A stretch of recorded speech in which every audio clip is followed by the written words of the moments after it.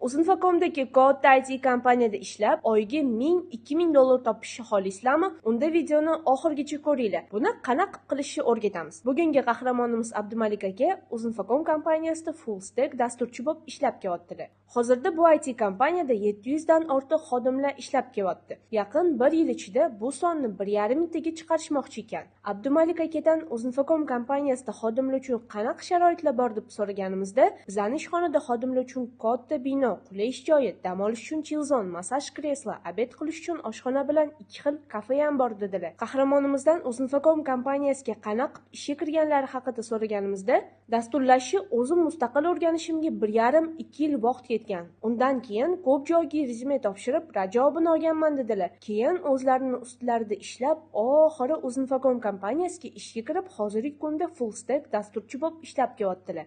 Abdumalik akadan dasturlash tezroq o'rganib, shunaqa katta IT kompaniyaga ishga kirishimiz uchun nima maslahat berasiz deb so'raganimizda, Uzinfocom qoshida ochilgan YouStudy dasturlash kurslarini o'qishni tavsiya qildilar. O'shatdagi kurslarda o'qisanglar, o'qish davomida Uzinfocomda stajirovka qilib, real loyihalar bilan ishlab, dasturlashni tez o'rganib olsanglar bo'ladi. O'zingizlarni yaxshi ko'rsatsangiz, Uzinfocomga ishga ham olib qolishadi dedilar. Agar sizlar ham YouStudy dasturlash kurslarida o'qib, Uzinfocom kabi katta IT kompaniyaga ishga kirib, oyiga 1000-2000 dollar oyligiga chiqmoqchi bo'lsangiz, unda kommentda plus qoldiringlar.